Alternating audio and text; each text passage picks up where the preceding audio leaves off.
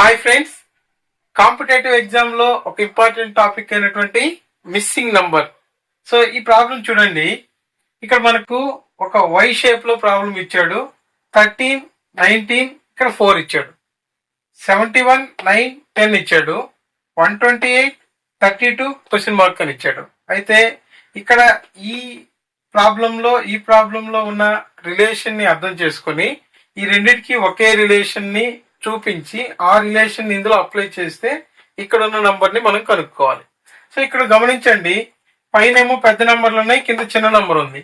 కాబట్టి ఇక్కడ మనము ఇవి రెండు యాడ్ చేయండి. ఫస్ట్ 13 ప్లస్ 19 అంటే మనకి ఇక్కడ 20, 32 వస్తుంది. యాడ్ చేస్తే 13 ప్లస్ 19 ఈక్వల్ టు 32 వస్తుంది.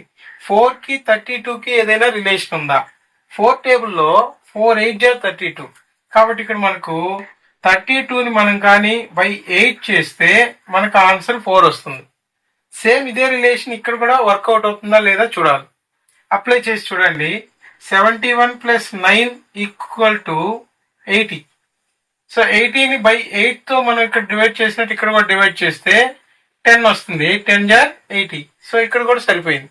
కాబట్టి ఇదే సేమ్ రిలేషన్ ని మనం థర్డ్ ప్రాబ్లం లో అప్లై చేస్తే 128 ప్లస్ 32 అంటే 28 ప్లస్ 32 60. సో ఇక్కడ 160 వస్తుంది.